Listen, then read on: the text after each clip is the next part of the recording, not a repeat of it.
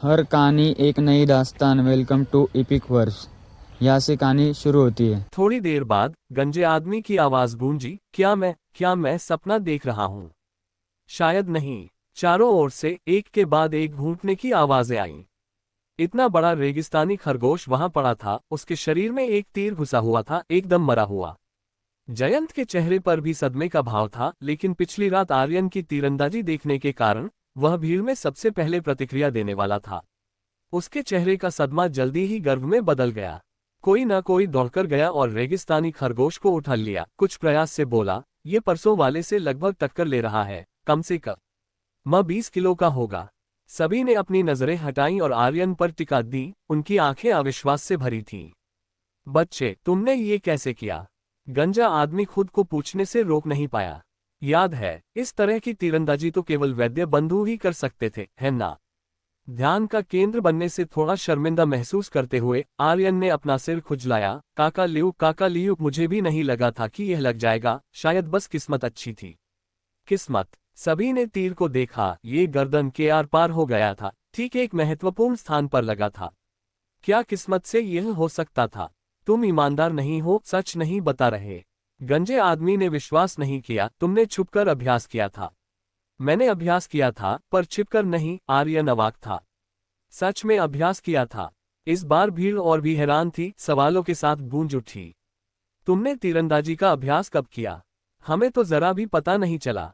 हाँ आर्यन, तुमने कम से कम 2 या 3 साल तो अभ्यास किया ही होगा, है ना? इतनी दूरी से एक ही वार में मारना, हे भगवान, ये तो बहुत प्रभावशाली है। तुमने वाकई में बहुत अच्छी तरह छिपाया, हम सबको बेवकूफ बनाया। अगर आज तुमने यह नहीं दिखाया होता तो हम अब भी अंधेरे में होते। काका लियू ने तो पहले कहा था कि इसे एक तीर चलाने दो। अच्छा हुआ तुमने उनकी नहीं सुनी, वरना खरगोश भाग जाता। गंजा आदमी शर्मा गया, अपने गंजे सिर को छूते हुए। उसे नहीं पता था कि आर्यन की तीरंदाजी इतनी शक्तिशाली है। अगर पता होता तो वह पहले वे शब्द नहीं कहता। पीछे मुड़कर सोचना, ये काफी शर्मनाक था। आर्यन ने कुछ दूर खड़े जयंत की ओर देखा, जिसने हल्के से सिर हिलाया, इसलिए उसने स्पष्ट रूप से कहा, दरअसल मैं कुछ समय से अभ्यास कर रहा हूं। मैंने यही तो कहा था। वास्तव में प्रभावशाली है बच्चे। गांव के फाटक पर तुम्हें कम आंका करते थे। वे एक साथ हंसे मजाक करने लगे, अंदर से वास्तव में खुश थे। आमतौर पर कम बोलने वाले जयंत ने भी एक दुर्लभ मुस्कान दिखाए। उसने अभी अभी आर्यन को संकेत देने के लिए सिर हिलाया था कि वह पूरी सच्चाई न बताए। अन्यथा अगर भीड़ को पता चलता कि आर्यन ने केवल 2 या 3 दिनों में ऐसी तीरंदाजी हासिल कर ली है, तो यह एक बड़ी सनसनी पैदा कर देगा। जहां तक उसका सवाल था, सदमे के अलावा वह उत्सुक भी था। हालांकि इस दुनिया में प्रतिभाशाली लोगों की कभी कमी नहीं रही है। शायद उसका बेटा ऐसा ही एक बड़ी ही रंदाजी प्रतिभा है। उन जागरूकों अवेकनर्स की तरह जो जागृत होने से पहले आम लोगों से अलग नहीं थे, लेकिन एक बार जागृत होने पर उनकी शक्तियां तेजी से बढ़ी, यहां तक कि उड़ने और भागने में भी सक्षम थे। तुलना में आर्यन काफी सामान्य लगा। ठीक है, चलो आगे बढ़ते हैं, उसने कहा। हाँ, सभी अपनी स्तब्धता से जागे। एक शिकार होना वाकई जश्न मनाने लायक था, लेकिन अकेले एक से गांव का काम नहीं चलेगा।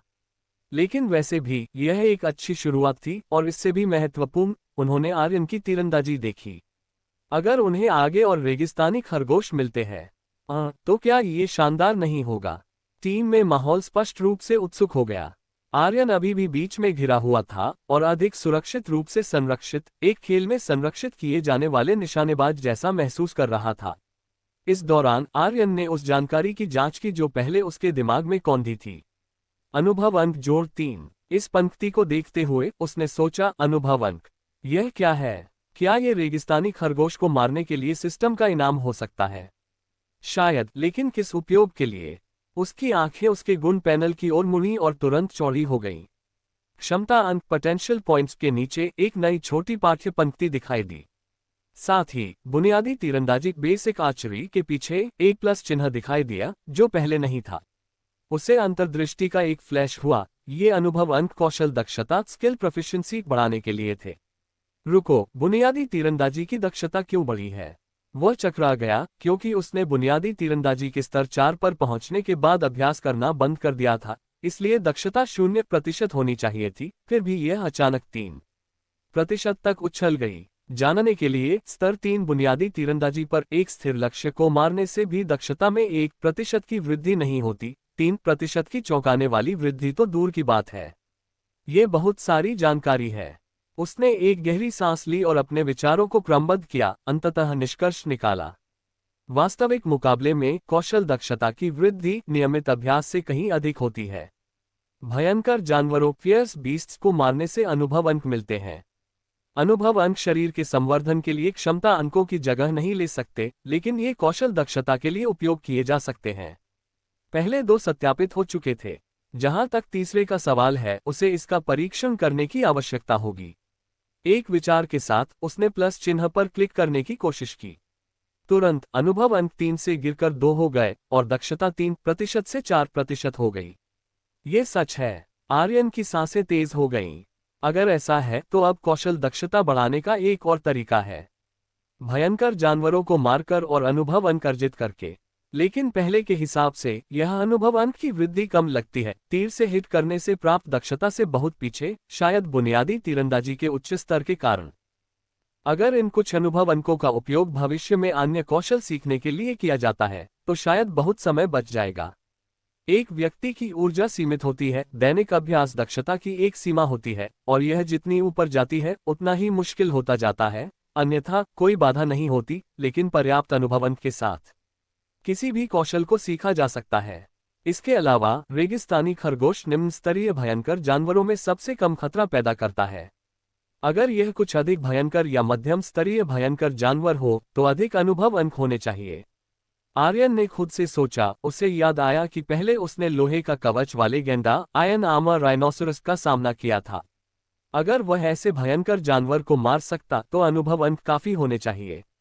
आर्यन। इस पल एक धीमी आवाज उसके कान में आई। आर्यन हकीकत में लौट आया, बोलने ही वाला था।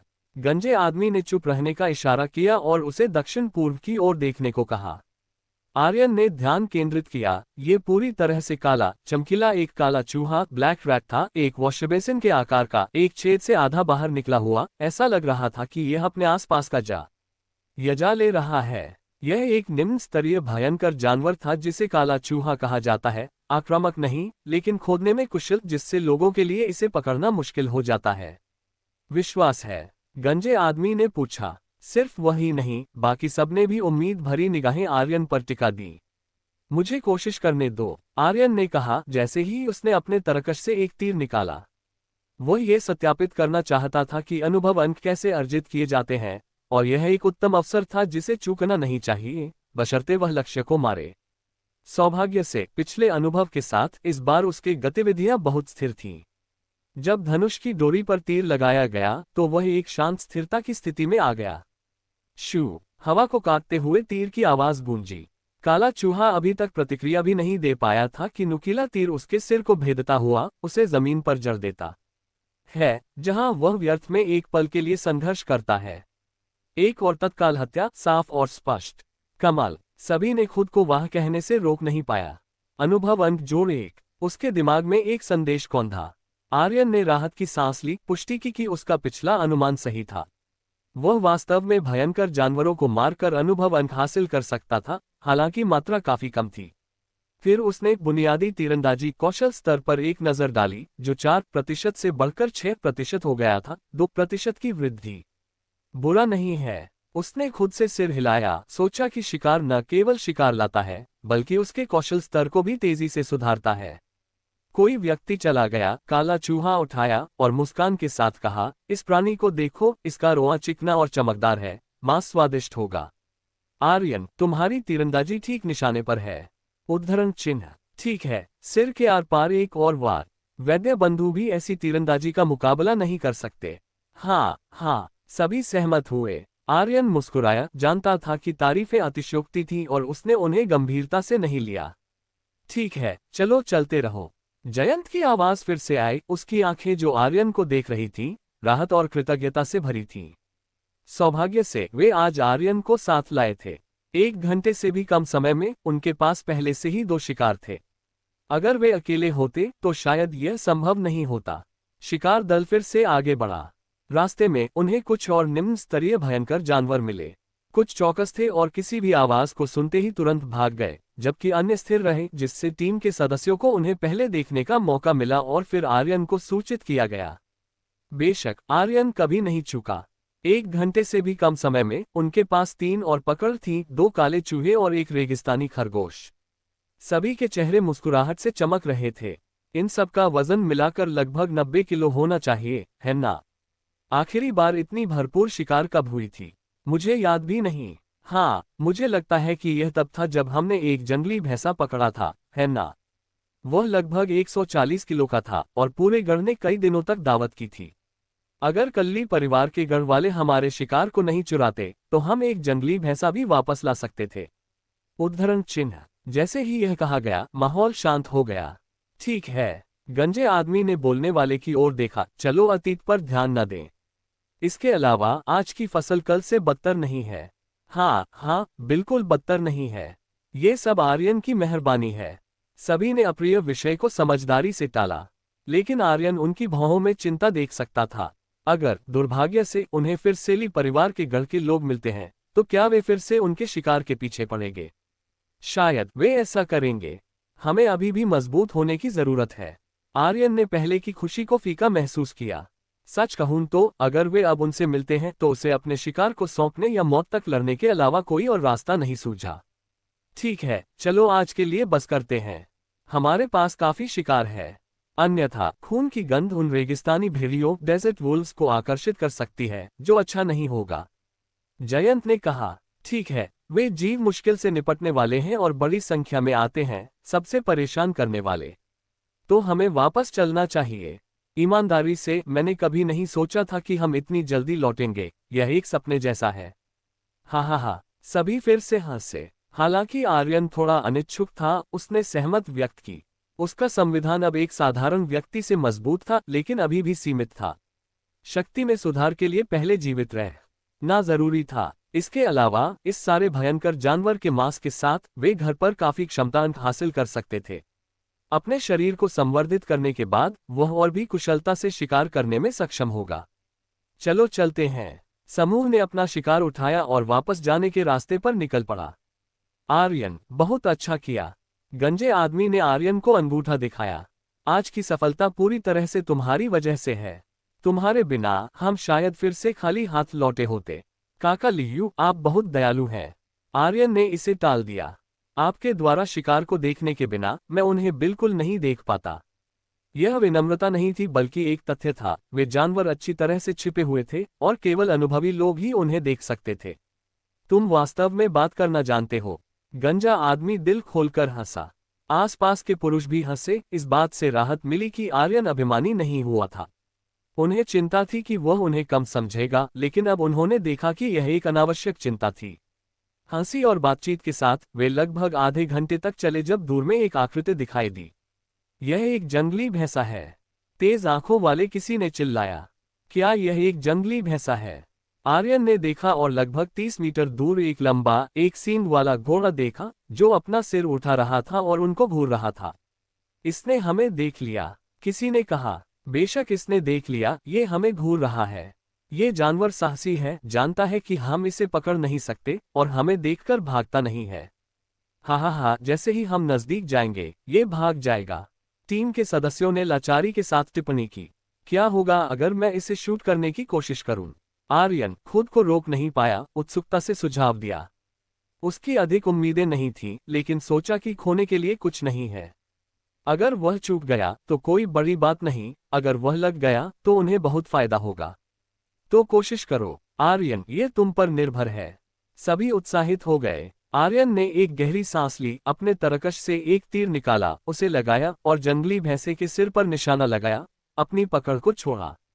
शू! तीर हवा में सीटी बजाता हुआ उड़ा, अपने निशाने पर लगने ही वाला था जब जंगली भैंसे ने पलटकर इसे चकमा दिया।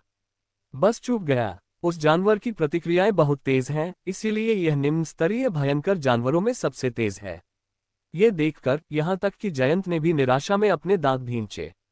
वे बता सकते थे, अगर जंगली भैंसे की प्रतिक्रियाएं धीमी होती तो वह तीर से लग जाता और गिर जाता। लेकिन ये बस एक बाल की चौड़ाई से दूर था। अब जब जंगली भैंसे ने महसूस किया कि उस पर हमला किया गया है, तो वह पलटा और तेज हो गया। कुछ ही पलकों में वह बहुत आगे निकल जाता। हालांकि उस पल हवा को काटते हुए एक और सीटी की आवाज आए, कुछ चमकता हुआ गुजरा।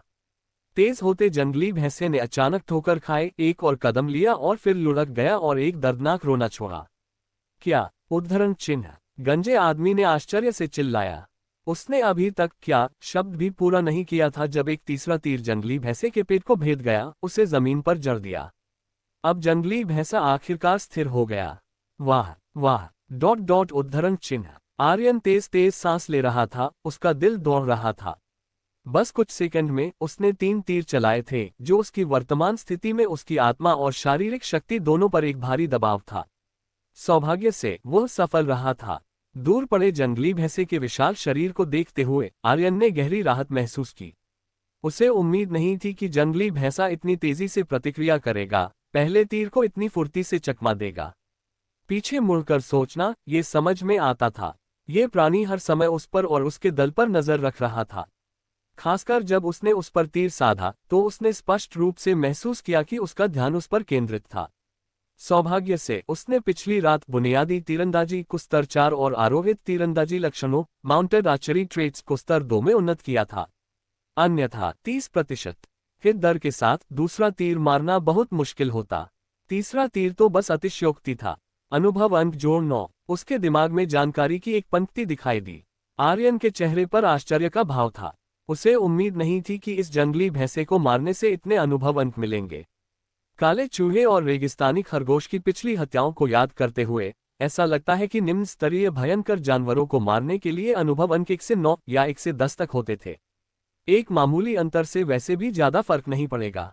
उसकी नज़र बुनियादी तीरंदाजी पर गई और वह ये देखकर हैरान रह गया कि कौशल स्तर पट्टी 30% तक बढ़ गई थी। इसका मतलब था कि अभी अभी चलाए गए 3 तीरों ने उसके कौशल स्तर को 15% तक बढ़ा दिया था। चाहे स्थिर या चलते लक्ष्यों पर निशाना साधना हो, वास्तविक मुकाबला वास्तव में कौशल स्तर को सबसे तेज बढ़ाता है। उसने मन ही मन में आह भरी। इस पल उसके आसपास के सभी लोग एक के बाद एक प्रतिक्रिया करने लगे। क्या मैंने सही देखा? उस जंगली भैंसे को वास्तव में मारा गया। ऐसा लगता है गर्दन पर लगे उस तीर ने उसे तुरंत मार दिया।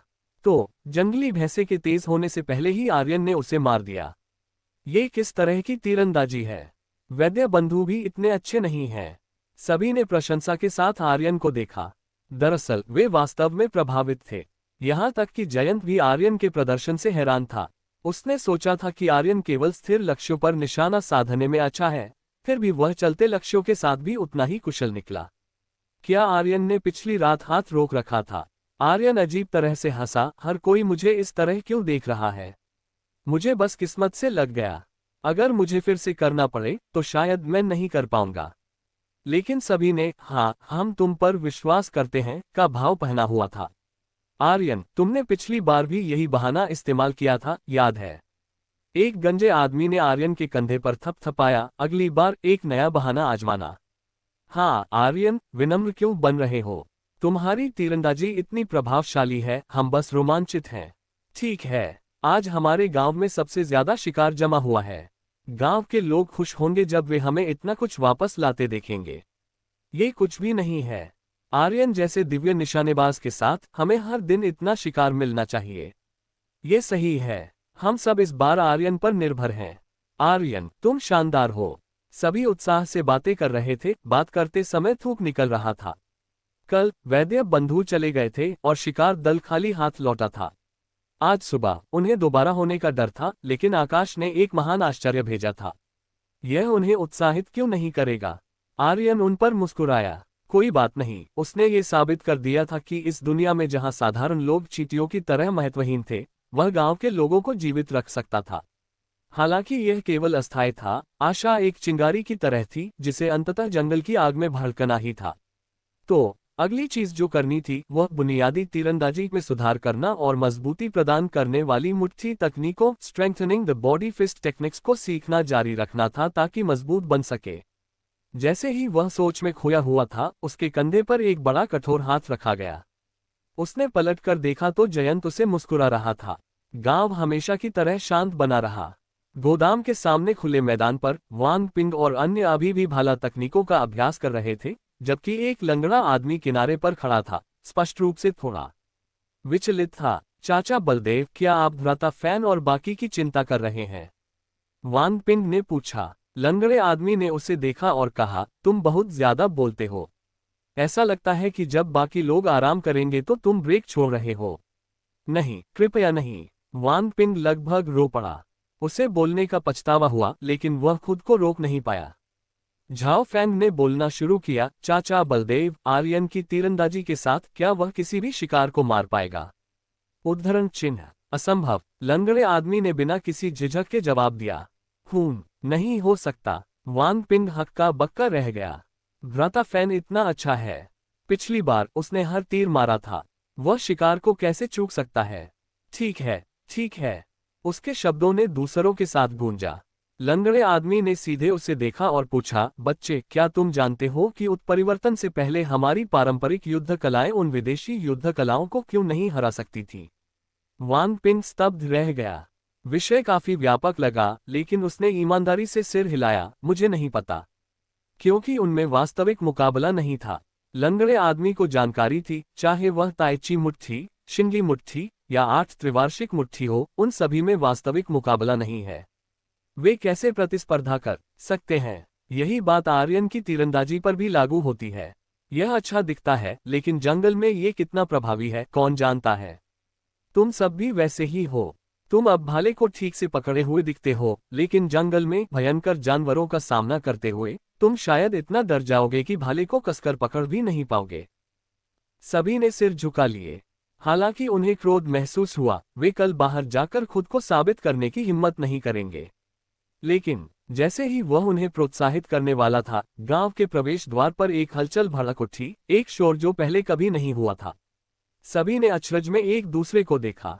क्या हो रहा है? वान पिंग ने भ्रमित होकर उधर देखा। क्या शिकार दल लौट आया है? नहीं, नहीं हो सकता। वे इतनी जल्दी वापस नहीं आए होंगे, है ना? उसके बगल के एक युवक ने सहज रूप से जवाब दिया। लेकिन जब शिकार दल शिकार वापस लाता है तो ऐसी ही आवाज आती है।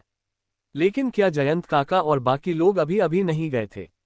इतनी जल्दी शिकार के साथ वापस आ गए? लंगड़ा आदमी भी संदेह से भरा हुआ था। आमतौर पर शिकार दल शाम के करीब लौटता था। अगर वे पहले वापस आते तो आमतौर पर परेशानी होती थी। क्या होगा अगर वे और भी पहले वापस आ गए? चलो देखते हैं, उसने कहा, लंगड़ाते हुए आगे बढ़ा। उसके दिल में एक अस्पष्ट अनुमान था। क्या ये हो सकता है कि उनके पास शिकार था? उनके नजदीक पहुंचने से पहले उन्होंने लोगों को जोर जोर से महान खबर फैलाते हुए सुना। उन्हें भरपूर फसल मिली थी, न केवल कई रेगिस्तानी खरगोश, बल्कि एक जंगली भैंसा भी जिसका वजन 140 किलो से 180 किलो के बीच था। जैसे ही वे प्रवेश द्वार पर पहुंचे, उन्होंने देखा कि भीड़ एक घेरा बना रही थी, उत्साह से चर्चा कर रही थी। जब वे आखिरकार अंदर घुसे तो उन्होंने शिकार को जमीन पर पड़ा देखा। उनकी पुतलियां अविश्वास में फैल गईं। लंगड़े आदमी ने हालांकि एक सामान्य विशेषता देखी। सभी शिकारों में तीर लगे हुए थे, हर एक महत्वपूर्ण स्थान पर लग रहा था। क्या ये वही हो सकता है? उसका चेहरा पीला पड़ गया और उसके दिमाग में एक आकृति दिखाई दी। आर्यन, वैद्य बंधु चले गए हैं और शिकार दल के भीतर उसके अलावा धनुष का उपयोग और कौन कर सकता है? लेकिन ये कैसे संभव है? इन कुछ शिकारों को देखो, सभी एक ही तीर से मारे गए हैं, उन पर कोई अन्य घाव नहीं है। इसका मतलब है कि इन शिकारों को शायद गोली मारी गई थी और किसी और ने हस्तक्षेप नहीं किया। आर्यन, वो तो बस तीरंदाजी में एक शुरुआती है, पहली बार गांव से बाहर निकला है और उसने इतने सारे शिकार पकड़ने में कामयाबी हासिल की है। क्या ये संभव है? उसकी नजर शिकार दल की भीड़ के बीच की ओर गई, लेकिन आर्यन की आकृति कहीं नहीं दिखी। वांग पिंग और अन्य ने भी धीरे धीरे ये देखा और एक बुरा संदेह हुआ। फिर भी जयंत काका का भाव खुशी से भरा हुआ था, जो अजीब था, है ना? अधिक से अधिक लोग जमा हो रहे थे, खुशी भरे आश्चर्य के साथ शिकार को देख रहे थे। कुछ इतने उत्साहित थे कि आंसू बह रहे थे। खांसी, सब शांत हो जाओ। एक गंजे आदमी ने देखा कि यह सही समय था, भीड़ को शांत रहने के लिए कहा और फिर जमीन पर पड़े शिकार की ओर इशारा किया, बोला, क्या तुम जानते हो कि हमने आज इतने सारे शिकार को कैसे पकड़ा? 100 से अधिक लोगों ने एक दूसरे को देखा। किसी ने कहा, उन्हें तीरों से मारा गया। ये सही है। गंजा आदमी बहुत खुश था और तुरंत भीड़ में वांग पिंग पर ध्यान केंद्रित किया। एक तेज आवाज के साथ दर्जनों जोड़ी आंखें उसकी ओर मुड़ी। वान पिंग ने खुद को मजबूत किया और कहा, काका लियू, क्या ये भ्राता फैन ने किया? उद्धरण चिन्ह। वास्तव में क्या आर्यन ने किया? झाओ फैंग और कुछ अन्य लोग सहज रूप से घबराए हुए थे। उनकी अंतर्ज्ञान ने उन्हें बताया कि हाँ, लेकिन एक निश्चित जवाब के बिना वे निष्कर्ष निकालने की हिम्मत नहीं कर रहे थे। जैसा कि चाचा बलदेव ने पहले कहा था, क्या आर्यन के लिए पहली बार बाहर निकलने पर शिकार मारना संभव है? बहुत असंभव। गंजे आदमी ने चौड़े होकर मुस्कुराया, उपस्थित सभी पर अपनी नजर डाली। ये सही है, ये सभी शिकार आर्यन द्वारा मारे गए थे। आज शिकार करते समय शिकार को वापस ले जाने में मदद करने के अलावा हमने शायद ही कुछ और किया हो। जैसे ही उसके शब्द गिरे, आश्चर्य की एक सांस चारों ओर फैल गई। आर्यन, जयंत का बेटा, जो आज सुबह शिकार दल के साथ धनुष और तीर लेकर बाहर गया था। उन्हें निश्चित रूप से याद था, उस समय काफी हलचल हुई थी। उनकी नजरों में इतने छोटे बच्चे का बाहर जाना बहुत खतरनाक था। उससे कोई शिकार पकड़ने की उम्मीद नहीं थी, बस सुरक्षित लौटना एक आशीर्वाद होगा। लेकिन लियू योंग ने कहा, ये शिकार वास्तव में अकेले उसी ने मारे थे। ये पूरी तरह से कल्पनातीत लगा। तुम्हें विश्वास नहीं होता? हा, अगर हमने खुद नहीं देखा होता तो हमें भी विश्वास नहीं होता। एक मध्यम आयु वर्ग के व्यक्ति ने जोर से हंसा। तुमने नहीं देखा कि आर्यन की तना शानदार था जब उसने उस जंगली भैंसे को मारा? 3 तीर तेज उत्तराधिकार में हमारे पास प्रतिक्रिया करने का समय भी नहीं था। ठीक है, जब पहला तीर चूक गया तो मैंने सोचा कि यह खत्म हो गया। कौन जानता था, तेजी से एक और वार के साथ एक तीर ने गले को भेद दिया, जंगली भैंसे को गिरा दिया। ये तीरंदाजी कौशल वास्तव में देवता के समान है। मेरे विचार से हमारे गांव में आर्यन के साथ हमें अब भूखा रहने की चिंता करने की जरूरत नहीं है। इन शब्दों को सुनकर सभी की आंखें चमक उठीं। इन समयों में भूख सहना नहीं पड़ता है, यह महान खुशी है। काका लियू, आप इतनी देर से बात कर रहे हैं, भ्राता फैन कहाँ है? वान पिंग खुद को पूछने से रोक नहीं पाया। उसने फिर से भीड़ को देखा, अभी भी वह आकृति नहीं दिखी। सही, वह कहाँ है? हमने उसे क्यों नहीं देखा? उद्धरण चिन्ह। अन्य लोगों ने भी जवाब दिया, इस प्रमुख योगदानकर्ता को ठीक से धन्यवाद देना चाहते थे। खांसी, गंजे आदमी ने दिल खोलकर हंसा। वह थोड़ा शर्मीला है, पहले ही वापस चला गया है। लेकिन चिंता मत करो, भविष्य में तुम्हें उससे मिलने के ढेर सारे मौके मिलेंगे। अब लाइन लगाओ और मांस बांटो। तुरंत दृश्य पर माहौल अपनी चरम पर पहुंच गया। इस पल आर्यन घर पर था, कुछ लाचारी से अपनी मां को देख रहा था। मां, मैं वास्तव में ठीक हूं, एक भी चोट नहीं है। जैसे ही उसने बोला, वह कुछ बार घूमा। वास्तव में ठीक? उद्धरण चिन्ह। महिला को अभी भी पूरा विश्वास नहीं हुआ। उसका छोटा भाई भी उसके बगल में सिर हिला रहा था, एक संदेहास्पद भाव भी दिखा रहा था। हाँ, आर्यन ने आह भरी, कुछ पानी पीने के लिए बैठ गया। हालांकि कपड़ों और भोजन की कमी थी, गांव में पानी अभी भी भरपूर था। एक भूखा पेट पानी से भरा जा सकता था, अगर चिंता हो तो पी ने से पहले उबाला जा सकता था। सुनकर अच्छा लगा कि तुम ठीक हो। महिला ने आखिरकार राहत की सांस ली, बोली, जब तुम अपने पिता के साथ बाहर गए थे तो मैं घर पर चिंतित थी, डर था कि तुम दोनों में से कोई घायल हो जाएगा। सौभाग्य से तुम दोनों सुरक्षित लौट आए। वैसे उसे लगा कि कुछ गड़बड़ है, तुम आज इतनी जल्दी वापस क्यों आए? सही, भ्राता, गांव का प्रवेश द्वार इतना जीवंत क्यों है? क्या तुमने शिकार पकड़ा? अर्णव ने उम्मीद से आर्यन को देखा। हाँ, आर्यन ने उसके सिर पर थपथपाया और मुस्कुराया। हमने न केवल शिकार पकड़ा, हमें एक महान फसल मिली। एक महान फसल? अर्णव लगभग लार टपका रहा था। एक महान फसल? महिला थोड़ी स्तब्ध थी। हाँ, आर्यन ने मुस्कुराया और कहानी सुनाई, उन दोनों को हक्का बक्का छोड़ दिया। तो वह सारा शिकार अकेले तुमने धनुष और तीर से मारा? महिला ने आर्यन को देखा, आश्चर्य से पूछा। ठीक नहीं, आर्यन ने सिर हिलाया, सबने योगदान दिया। आसपास देखना और रक्षा करना और बाद में शिकार को ले जाना द्वितीयक थे। मुख्य कारक संख्या में ताकत थी, जिसने स्वाभाविक रूप से कई परेशानियों से बचाया। अन्यथा अगर वह अकेले बाहर जाता तो सुरक्षित लौटना निश्चित होता। लेकिन तुमने एक प्रमुख भूमिका निभाई। महिला ने अपनी आंखें घुमाई, फिर कहा, आश्वस्त रहो, तुम्हारी माँ ऐसी नहीं है जो बड़ी तस्वीर की सराहना नहीं करती। अतीत में जब वैद्य बंधु यहाँ थे, उन्होंने शिकार पकड़ने में प्रमुख भूमिकाएं निभाई। उन्होंने वितरण के बारे में शिकायत नहीं की। अब तुम्हारी बारी है। मैं भी कुछ नहीं कहूंगी, बस अगर वे एक और दिन रुके होते तो क्या यह अद्भुत नहीं होता? वास्तव में आर्यन को भी पछतावा महसूस हुआ। बस एक दिन से चूक गए। जैसे ही दोपहर करीब आए और जयंत लगभग 14 किलो मांस के साथ अंदर आया, कमरा तुरंत हंसी से भर गया। मेरा इरादा इतना ज्यादा लेने का नहीं था, लेकिन सबने जोर दिया।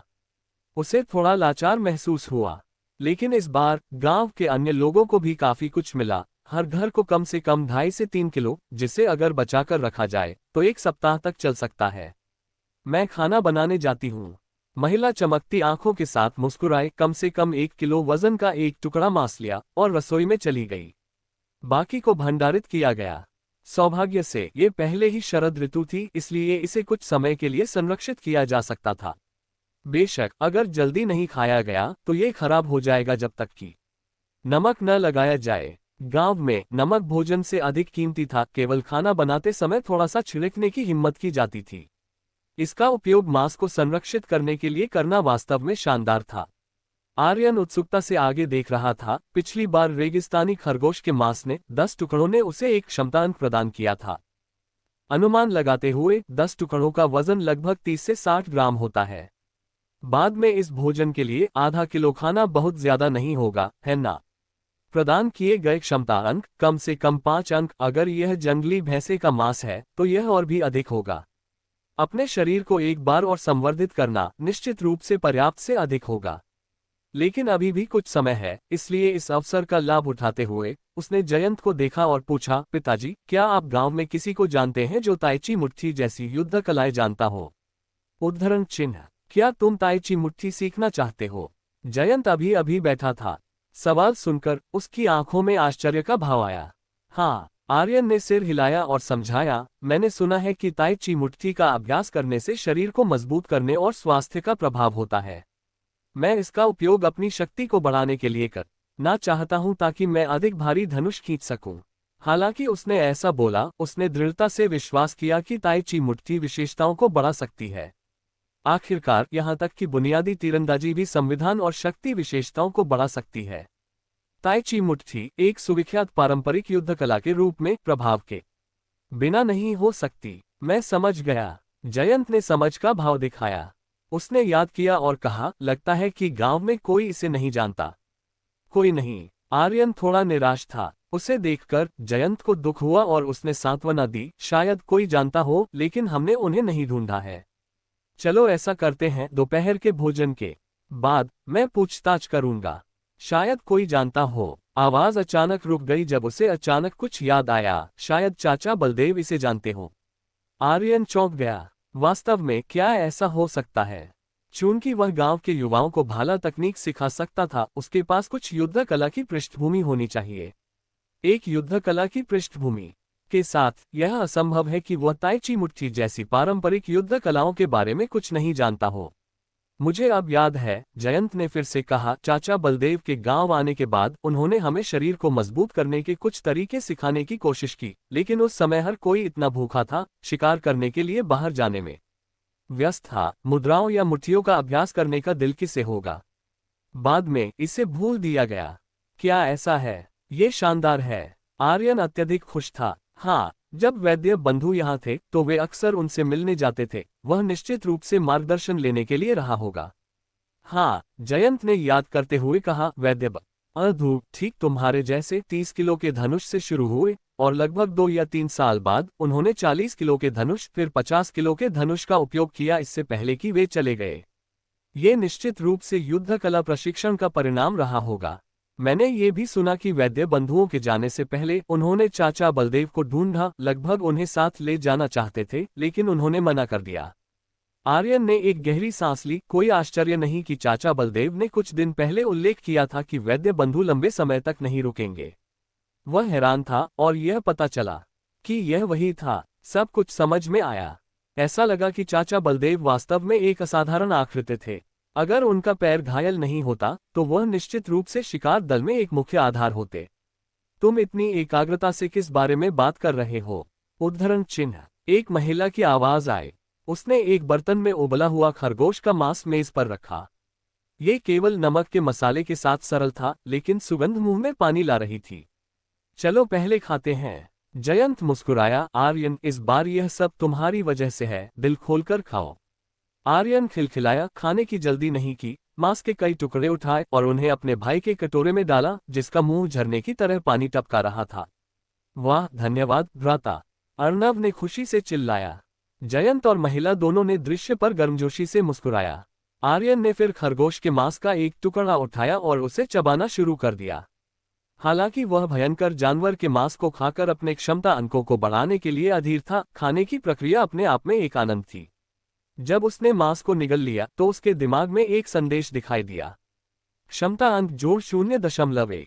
समय धीरे धीरे बीता। आर्यन ने लगभग आधा किलो मांस खाया, इससे पहले कि उसने 70% भरा महसूस किया। पिताजी, माँ, मैं भर गया हूँ, उसने कहा, अपनी चॉपस्टिक नीचे रखी और संतुष्ट अपना पेट थपथपाया।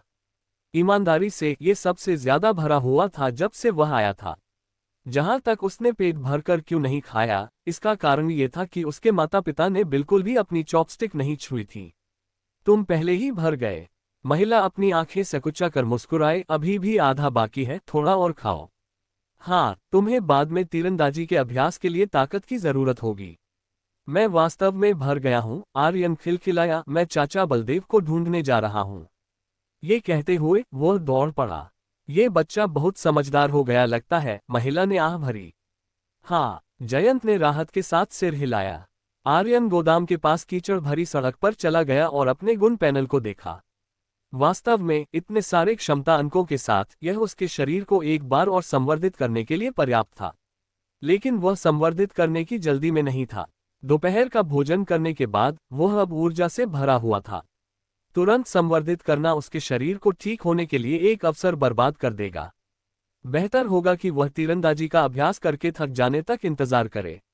बेशक ये केवल तीरंदाजी का अभ्यास नहीं था। जब वह गोदाम के सामने खुले मैदान पर पहुंचा तो इसने काफी सनसनी पैदा कर दी। वांग पिंग और कुछ अन्य लोग उत्साह से उसे घेर लिया, बातें कर रहे थे। भ्राता फैन, शानदार, मैंने सुना है कि इस बार सारा शिकार तुमने मारा। यह अद्भुत है। मुझे पता था तुम्हारी अद्भुत तीरंदाजी कौशल के साथ तुम जंगल में चिमकोगे। भ्राता फैन, तुम बस मेरे आदर्श हो, मुझे सिखाओ। भ्राता फैन, अगर मैं लड़की होता तो मैं निश्चित रूप से तुम्हारे बच्चे पैदा करता। उद्धरण चिन्ह। ठीक है, ठीक है। आर्यन ने लगभग अपना हाल ही का भोजन थूक दिया, पूछा, चाचा बलदेव कहाँ हैं? चाचा बलदेव, वह उधर हैं। वांग पिंग और अन्य ने मुड़कर देखा। कुछ दूर खड़े एक लंगड़े आदमी की ओर इशारा किया। बाद वाला इस समय शांत दिख रहा था। आर्यन को देखा और कहा, तुम यहाँ हो। तुमने इस बार अच्छा किया, लेकिन घमंडी मत बनो। भले ही यह एक जंगली भैंसा हो, यह अभी भी एक निम्न स्तरीय भयंकर जानवर है। अगर तुम वास्तव में एक मध्यम स्तरीय भयंकर जानवर का सामना करते हो तो तुम्हें पता चलेगा कि तुम्हारे हाथ में धनुष बस उसे खरोंच रहा है। ये वांग पिंग और अन्य ने इसे सुनकर एक दूसरे को देखा। चाचा बलदेव वास्तव में काफी निर्दयी थे। इस बार भ्राता फैन निस्संदेह शिकार दल का MVP था और गांव में हर कोई उसकी तारीफ कर रहा था। क्या उन्हें कुछ अच्छे शब्द कहने में कोई नुकसान होगा? आर्यन को बुरा नहीं लगा, मुस्कुराया और सिर हिलाया। चाचा बलदेव की सलाह सही है। हमने इस बार एक लोहे का कवच वाले गैंडा का सामना किया। लोहे का कवच वाले गैंडा? हे भगवान! वांग पिंग और अन्य चौंक गए। आदमी की पलकें तेजी से फड़क उठी। हमने एक चक्कर लगाया, उसका ध्यान आकर्षित नहीं किया। सभी ने राहत की सांस ली। भ्राता फैन, तुमने मुझे डरा दिया। वह कुछ ऐसा नहीं है जिसे साधारण लोग भड़का सकें, वांग पिंग ने अवाक होकर कहा। हाँ, मैंने सुना है कि गांव के कुछ लोगों ने कई लोहे का कवच वाले गैंडा को भड़काया था और उन्हें गांव तक पीछा किया गया था। दीवारों को भगदड़ मचाते लोहे का कवच वाले गैंडा ने गिरा दिया था। उनके गुस्सा निकालने के बाद इंतजार करना मुश्किल था। आर्यन ने सिर हिलाया, फिर उसकी नजर लंगड़े आदमी पर पड़ी। तो चाचा बलदेव, मैं अपनी शक्ति को बढ़ाने के लिए कुछ मुट्ठी तकनीकें सीखना चाहता हूँ, ताकि अगर मैं कभी लोहे का कवच वाले गैंडा का सामना करूं तो मेरे पास खुद को बचाने की क्षमता हो। शक्ति बढ़ाने वाली मुट्ठी तकनीकें। वांग पिंग और अन्य के मुंह खुले रह गए। आर्यन को देखा, फिर लंगड़े आदमी को। क्या हो रहा है? बातचीत कैसे बदल गई? लंगड़े आदमी की आंखों की गहराई में आश्चर्य की एक झलक चमकी। फिर उसने पूछा, तुम इसके बारे में जानते हो? उद्धरण चिन्ह। हाँ, आर्यन ने जवाब दिया। वैद्य काका और अन्य लोगों ने निश्चित रूप से इन तकनीकों को सीखा होगा। यही कारण है कि वे शुरुआत में केवल 30 किलो का धनुष खींचने में सक्षम होने से 50 किलो का धनुष खींच सकते थे, है ना? उद्धरण चिन्ह। वांग पिंग और अन्य स्तब्ध रह गए। झाओ फैन की सांस तेज हो गई क्योंकि उसे स्पष्ट रूप से महसूस हुआ कि उसने शायद कुछ अविश्वसनीय पर ठोकर खाई है। सही। लंगड़े आदमी ने सिर हिलाया। उसकी नजर वांग पिंग और अन्य पर फैल गई, फिर आर्यन पर पड़ी। क्या तुम्हें याद है कि मैंने तुम्हें मार्शल कलाकारों, मार्शल आर्टिस्ट्स के बारे में क्या बताया था? बेशक, मुझे याद है। आर्यन ने जल्दी से सिर हिलाया। दुनिया के उत्परिवर्तन से गुजरने के बाद मनुष्य जागरूकों के रूप में दिखाई दिए। उनकी लड़ने की शक्ति गर्म हथियारों के तुलनीय थी। साधारण लोगों ने खुद को बचाने की क्षमता नहीं खोई, मौत का इंतजार नहीं किया। उत्परिवर्तन से पहले साधारण लोग प्रशिक्षण के माध्यम से अपने संविधान को मजबूत कर सकते थे। उत्परिवर्तन के बाद मानव ऊपरी सीमा टूट गई और साधारण लोग अपने मांस को तपा सकते थे, अपनी मांसपेशियों और हड्डियों को मजबूत बना सकते थे और अपनी शक्ति को असाधारण बना सकते थे। इस प्रक्रिया को शरीर तपाना, बॉडी टेम्परिंग कहा जाता है। शरीर तपाना, शरीर तपाना। आर्यन सहित सभी चिल्लाए। वांग पिंग और अन्य के लिए यह धारणा स्पष्ट रूप से अनसुनी थी, लेकिन आर्यन कुछ तैयार था। उसने अपने सिस्टम में क्षेत्र स्तंभ के बारे में सोचा जो अब कोई नहीं दिखा रहा था। अगर यह कुछ दिखाता तो वह वही होना चाहिए जिसके बारे में चाचा बलदेव बात कर रहे थे। शरीर तपाना, है ना? सही। लंगड़े आदमी ने गंभीर देखा। शरीर तपाना मांसपेशी की शक्ति के आधार पर 3 परतों में विभाजित है। इसे प्रारंभिक, मध्य, देर चरणों के माध्यम से विभाजित करना भी गलत नहीं है। सामान्य तौर पर एक साधारण व्यक्ति के मुके की मांसपेशी की शक्ति 50 किलोग्राम से अधिक नहीं होगी। गांव में अधिकांश लोग इस स्तर पर हैं। अगर यह 100 किलोग्राम तक पहुंच सकता है तो यह शरीर तपाने की पहली परत तक पहुंच जाता है और इसे मार्शल कलाकार कहा जा सकता है। वैद्य बंधु जो चले गए इस स्तर पर थे। शुद्ध शक्ति 100 किलो का धनुष खींच सकती थी, लेकिन इसे एक बार खींचने से वे थक जाते थे। 50 किलो का धनुष उपयोग करना ठीक है। तुम नहीं समझ सकते कि इसका क्या मतलब है। उसने आर्यन को देखा और समझाया, 50 किलो के खींचने वाले धनुष से 200 मीटर दूर चमड़े के कवच को पार किया जा सकता है। यहां तक कि उच्च गुणवत्ता वाले जंजीर कवच को भी भेदा जा सकता है। यहां तक कि एक लोहे का कवच वाले गेंडा का सामना करने पर भी उसे गोली मारकर मारा जा सकता है। आर्यन ने एक गहरी सांस ली। वह अब 30 किलो का धनुष खींच सकता था। 50 किलो से अभी भी काफी दूर था। अगर ये 75 किलो तक पहुंच जाता है तो ये शरीर तपाने की दूसरी परत है। शरीर तपाने की तीसरी परत, मांसपेशी की शक्ति 100 किलोग्राम तक पहुंच सकती है। उत्परिवर्तन से पहले मानव मुक्केबाजी चैंपियन के करीब ये शक्ति 100 किलो के लंबे धनुष को खींच सकती है। 400 से 500 मीटर के भीतर लक्ष्यों को मार सकती है। सभी ने फिर से एक ठंडी सांस ली। चाचा बलदेव, आर्यन ने गोदाम में 150 किलो के लंबे धनुष के बारे में सोचा और खुद को पूछने से रोक नहीं पाया, क्या शरीर तपाना बस शुरुआत है? वांग पिंग का मुंह इतना खुला था कि उसमें कई अंडे फिट हो सकते थे। इतने मजबूत लोग बस शुरू कर रहे थे। लंगड़े आदमी ने उसे स्वीकृति की एक नजर दी। हाँ, शरीर तपाने के बाद मांसपेशी शोधन, मसल रिफाइनिंग है। इस क्षेत्र में मार्शल कलाकारों की मांसपेशियां स्टील छोटी इतनी कठोर, अविश्वसनीय रूप से मजबूत हो जाती हैं, एक हाथ से 250 किलो के युद्ध धनुष को खींचने में सक्षम होती हैं। लोहे का कवच वाले गेंडा इन मार्शल कलाकारों के सामने महज लक्ष्य होते हैं। सभी ने फिर से एक ठंडी सांस ली। उससे आगे क्या? आर्यन खुद को पूछने से रोक नहीं पाया। उससे आगे प्रवेश बल, एंट्री फोर्स है। लंगड़ा आदमी स्मृति में खोया हुआ लग रहा था, फिर धीरे धीरे कहा, प्रवेश बल मिंगजिन, डार्क पावर और परिवर्तन बल, ट्रांसफॉर्मिंग फोर्स में विभाजित है। उत्परिवर्तन से पहले मैंने केवल मिंगजिन तक पहुंचने वाले लोगों के बारे में सुना था, जहां वे अपनी सारी शक्ति को एक मुक्के में इकट्ठा करते हैं, जिससे हवा विस्फोट हो जाती है। डार्क पावर, मैंने सुना है कि लोग इस तक पहुंचे हैं, लेकिन अधिकांश धोखाधड़ी थे, विश्वास नहीं किया जा सकता था। परिवर्तन बल अनसुना था, लेकिन अब उत्परिवर्तन हो गए हैं। आर्यन बीच में ही रुक गया। हाँ, अब उत्परिवर्तन हो गए हैं। अनशन शहर में 100 किलोमीटर दूर लोग परिवर्तन बल तक पहुंच गए हैं, अथाह शक्ति के साथ। यहाँ तक कि केवल युद्ध कला उपन्यासों में उल्लेखित सच्ची ची, ट्रू ची कुछ लोगों ने कथित तौर पर विकसित की है। क्या सच्ची ची? ओह मेरे ईश्वर! वास्तव में सभी हक्का बक्का रह गए, ज्यादातर उत्साहित। यह मार्शल कलाकार वास्तव में मजबूत लग रहा था। आर्यन को याद आया कि उसके पिता ने क्या कहा था। वर्तमान क्षण को देखते हुए उसे तेजी से निश्चित हो रहा था कि चाचा बलदेव शायद अनशन शहर से आए होंगे। कौन जानता है कि उन्होंने किन दुश्मनों को भड़काया था, पीछा करने का सामना कर रहे थे। क्या चाचा बलदेव एक प्रवेश बल मार्शल कलाकार हो सकते हैं? इतनी जल्दी उत्साहित मत हो। लंगड़े आदमी ने ठंड से फुसफुसाया, उन्हें ठंडे पानी की एक बाल्टी उड़ेल दी। यहां तक कि एक प्रवेश बल मार्शल कलाकार तो क्या, जागरूकों के सामने न कहना, एक साधारण व्यक्ति द्वारा सिर में गोली लगने पर वे निश्चित रूप से मर जाएंगे। यहां तक कि जिन्होंने सच्ची चीज विकसित की है वे भी गोलियों को नहीं रोक पाएंगे। लेकिन इस दुनिया में खुद को बचाने में सक्षम होना। आर्यन मुस्कुराया। लंगड़ा आदमी चौंक गया और सिर हिलाया। सही, यहां तक कि सिर्फ शरीर तपाने की पहली परत साधारण लोगों से कहीं बेहतर है। तो तुम निश्चित हो कि तुम मुझसे युद्ध कलाएं सीखना चाहते हो? उद्धरण चिन्ह। आर्यन जवाब देने ही वाला था जब आदमी ने अपना हाथ हिलाया। पहले मेरी सुनो। कोई फर्क नहीं पड़ता कि किस तरह की युद्ध कलाएं सीखी जाती हैं, दक्षता हासिल करना कभी भी रात भर का मामला नहीं है। खासकर तुम्हारे लिए अब तीरंदाजी में महारत हासिल करने के अलावा तुम और कुछ नहीं जानते। तो तुम्हें बुनियादी बातों से शुरू करने की जरूरत है। एक बार जब तुम बुनियादी बातों में महारत हासिल कर लेते हो तो मैं तुम्हें मुट्ठी तकनीकें सिखा सकता हूँ। ये प्रशिक्षण बहुत थकाऊ है, तीरंदाजी का अभ्यास करने से भी अधिक। इसमें तुम्हें कुछ साल या यहाँ तक कि जीवन काल लग सकता है सफलता हासिल करने में। या तुम इसके लिए मानसिक रूप से तैयार हो? लंगड़े पैर वाले आदमी ने पूछा। आर्यन ने एक गहरी सांस ली और बिना किसी झिझक के जवाब दिया, मैं हूं। अच्छा, मुझे उम्मीद है कि तब तक तुम वास्तव में इसे बनाए रख सकते हो।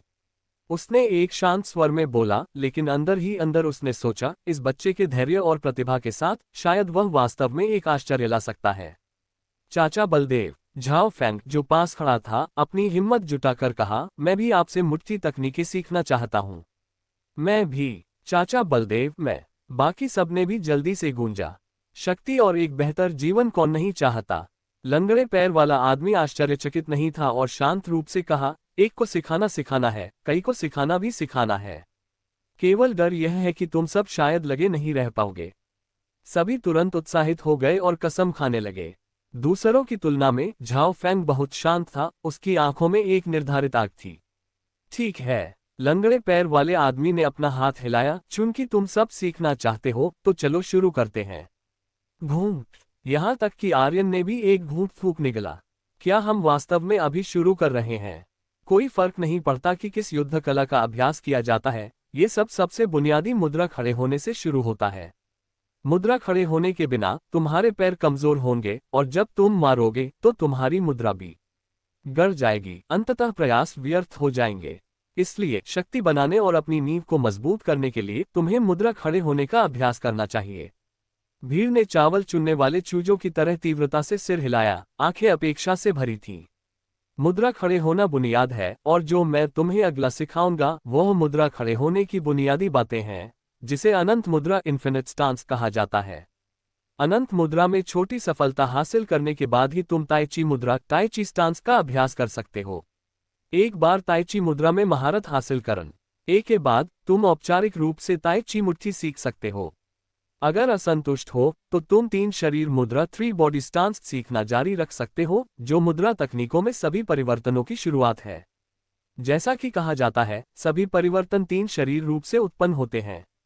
3 शरीर रूप मुद्रा में महारत हासिल करने से तुम्हें शिंगी मुट्ठी सीखने की अनुमति मिलती है। न केवल शिंगी मुट्ठी, 5 जानवर क्यूगोन, 8 त्रिवार्षिक हथेली और अन्य तकनीकें सीखी जा सकती हैं। भीड़ ये सुनकर परेशान दिखी। तुम्हें पहले अनंत मुद्रा का प्रशिक्षण करना होगा, फिर ताई ची मुद्रा, उसके बाद ताई ची मुट्ठी। और शिंगी मुट्ठी सीखने के लिए तुम्हें ताई ची मुद्रा के बाद भी 3 शरीर मुद्रा का अभ्यास करने की जरूरत है। इसमें कितना समय लगेगा? क्या तुम पहले से ही मुश्किल पा रहे हो? लंगड़े पैर वाले आदमी ने ठंड से फुसफुसाया, यह आंतरिक शक्ति है, सबसे महत्वपूर्ण पहलू। आंतरिक शक्ति के बिना मार्शल तकनीकों का प्रशिक्षण बुढ़ापे में व्यर्थ है। जिक्र नहीं करना कि तुमने बुनियादी हाथ मुहरों, बुनियादी पैर तकनीकों और बुनियादी कदम तकनीकों के साथ शुरुआत भी नहीं की है। तुम्हें शून्य से शुरू करना होगा। अब पछतावा करना अभी भी देर नहीं हुई है। ये कहते हुए उसने सभी को देखा, जो लोग अभी भी जारी रखना चाहते हैं, आगे बढ़ो। आर्यन खुशी से आगे बढ़ा। झाओ फैंग करीब से पीछा किया। एक दूसरे को देखने के बाद वांग पिंग और अन्य ने भी आगे बढ़े। हे, लंगड़े पैर वाले आदमी ने अर्थपूर्ण ढंग से मुस्कुराया, कोई नहीं छोड़ रहा। अच्छा, तो चलो अनंत मुद्रा में 1 घंटे के लिए खड़े होने से शुरू करते हैं। एक बार जब तुम वह कर लेते हो तो मैं तुम्हें बुनियादी हाथ मुहर सिखाऊंगा। अनंत मुद्रा। अभ्यासकर्ता दोनों हाथों को स्वाभाविक रूप से नीचे लटकाकर सीधा खड़ा होता है, सिर स्थिर रखता है, थोड़ी को हल्का सा पीछे हटाता है, सांस स्वाभाविक रूप से लेता है, कल्पना करता है कि वह प्रकृति के साथ विलय कर रहा है।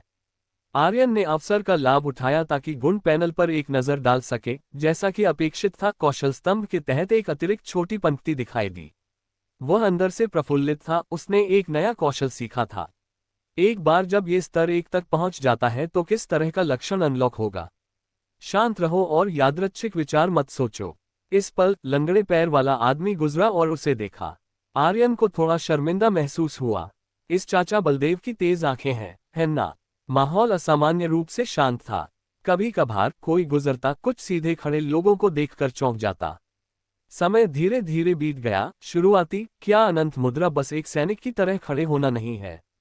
से ओह मेरे पैर बहुत दर्द कर रहे हैं, मेरा सिर बहुत खुजली कर रहा है, क्या इस पर कुछ रेंग रहा है? से मदद, मैं वास्तव में और नहीं रुक सकता, 1 घंटा कितनी देर में खत्म होगा? उद्धरण चिन्ह, बस 10 मिनट से कम हुआ है।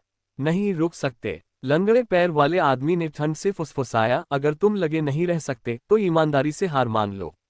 हर कोई एक मार्शल कलाकार नहीं बन सकता। वास्तविकता का सामना करना सीखो। आर्यन ने ये सुनकर अपना मुंह मरोड़ा।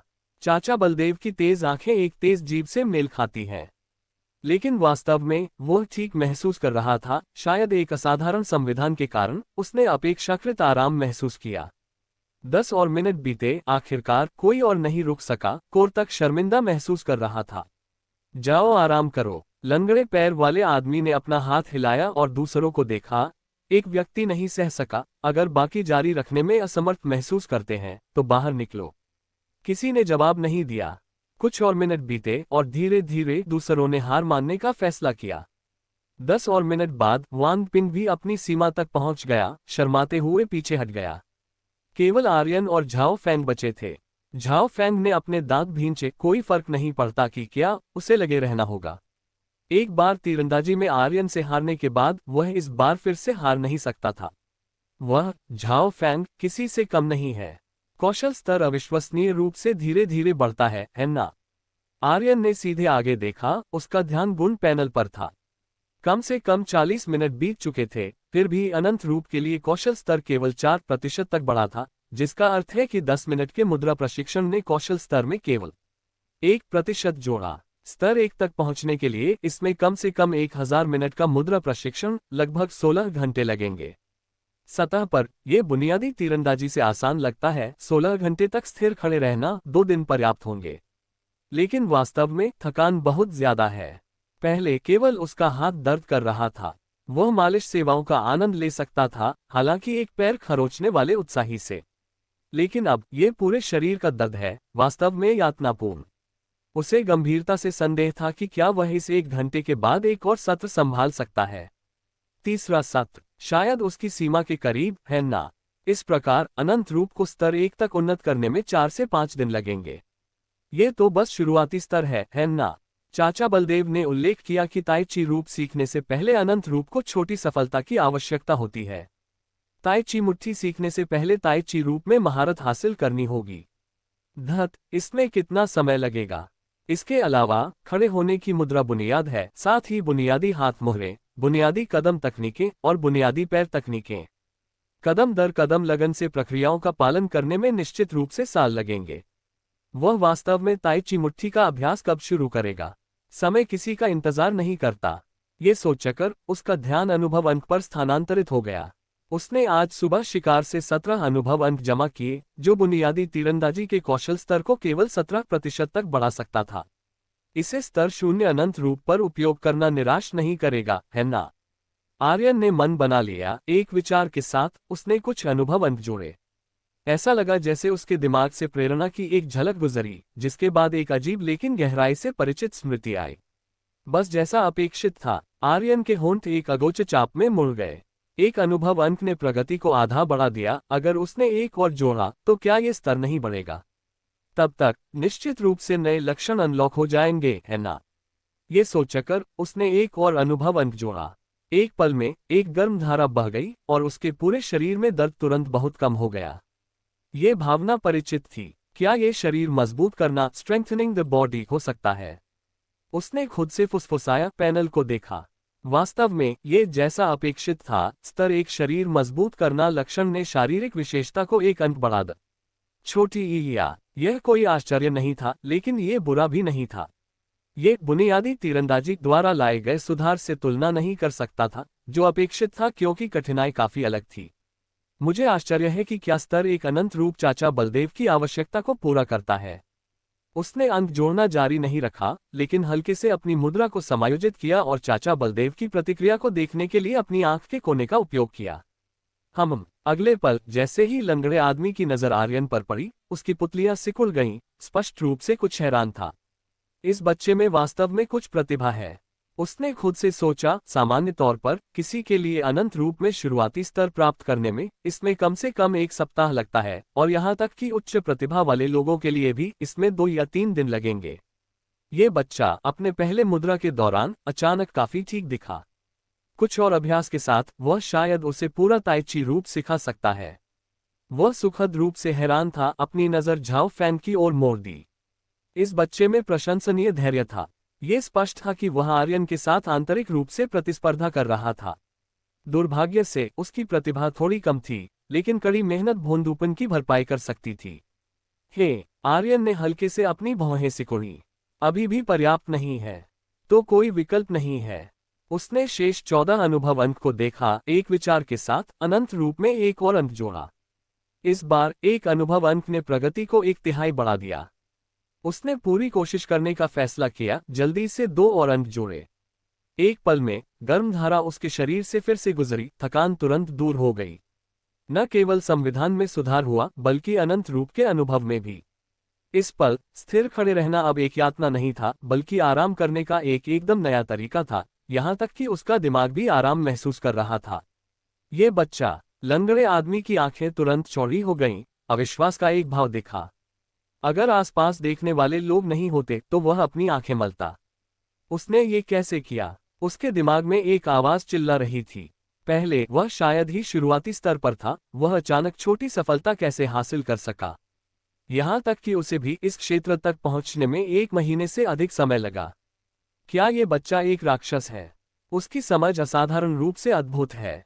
वांग पिंग और अन्य को स्वाभाविक रूप से नहीं पता था कि लंगड़ा आदमी क्या सोच रहा था। उन्होंने बस अजीब पाया कि वह आर्यन को तीव्रता से घूर रहा था। लगता है ये पर्याप्त है। अच्छा हुआ कि मैंने आवेग में उन्नत करना जारी नहीं रखा। आर्यन वास्तविकता में लौटा, लंगड़े आदमी के चेहरे पर हैरानी का भाव देखा और चौंकने का ढोंग किया। चाचा बलदेव, क्या हुआ? क्या मेरे चेहरे पर कुछ है? खांसी। लंगड़े आदमी ने 2 बार खांसा, अपनी नजर हटाए। कुछ नहीं, बस अपनी मुद्रा को ठीक से खड़े रहो। ओह! आर्यन ने जिज्ञासा से उसे देखा, अनंत रूप द्वारा लाए गए आराम के एहसास का आनंद लिया। उसने अचानक सोचा, थकान तक तीरंदाजी का अभ्यास करना, फिर 1 घंटे के लिए अनंत मुद्रा में खड़े होना एक अच्छा विकल्प हो सकता है। आखिरकार 1 घंटा खत्म हो गया। झाओ फैंग जमीन पर गिर गया, उसका शरीर दर्द से भरा हुआ था। आर्यन पूरी तरह से ठीक दिख रहा था, पहले से बेहतर आकार में। भ्राता फैन, क्या तुम थके नहीं हो? वांग पिंग खुद को पूछने से रोक नहीं पाया। हाँ भ्राता फैन, तुम अधिक उत्साही लगते हो। वास्तव में? आर्यन ने अपना सिर खुजलाया, चौंकते हुए दिखा। मुझे वास्तव में नहीं पता, लेकिन खड़े होते समय मुझे काफी आरामदायक महसूस हुआ। वास्तव में? उन्होंने एक दूसरे को देखा। निश्चित रूप से वह झूठ बोल रहा था। वे लगभग मर चुके थे, वह आरामदायक कैसे महसूस कर सकता था? अगर उन्होंने इसका अनुभव नहीं किया होता तो वे उस पर विश्वास कर सकते थे। वह तुम सबसे अलग है। लंगड़े आदमी की आवाज आए, तुम अभी तक शुरुआती स्तर तक नहीं पहुंचे हो, बेशक तुम्हें थकान महसूस हुई। ये बच्चा, उसका मुंह मरोड़ा, ताइची रूप सीखने के लिए छोटी ये योग्य है क्या? झाओ फैंग और अन्य के मुंह खुले रह गए, स्तब्ध। आर्यन ने भी एक हैरान भाव दिखाया, उसकी आवाज कांप रही थी, कुछ उत्साहित फिर भी अविश्वसनीय। उसने लंगड़े आदमी को देखा। चाचा बलदेव, तुमने क्या कहा? मैं शुरुआती स्तर तक पहुंच गया हूं और ताई ची रूप सीख सकता हूं।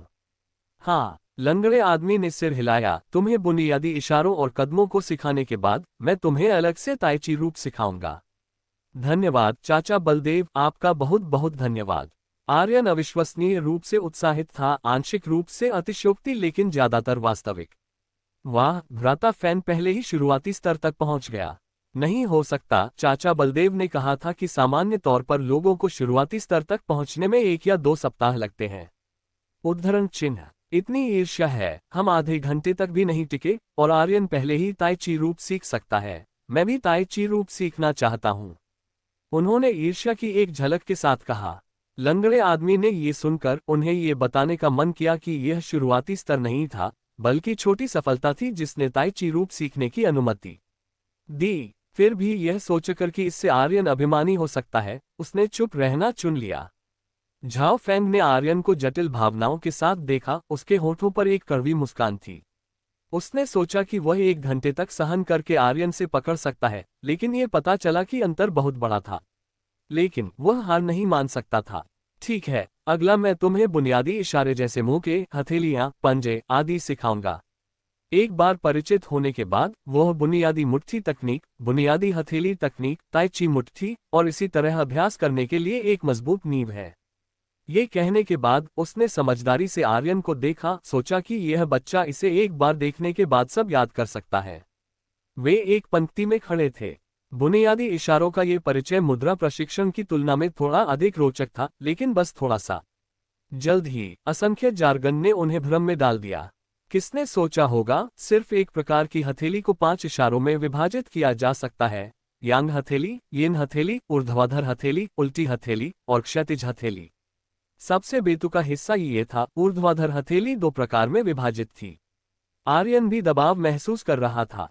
इतनी सारी चीजों के साथ अगर महारत हासिल करने के लिए बार बार अभ्यास पर निर्भर रहा जाए तो 1 सप्ताह को छोटा माना जाएगा। उसने कौशल पट्टी को देखा जहां पाठ की एक नई पंक्ति दिखाई दी।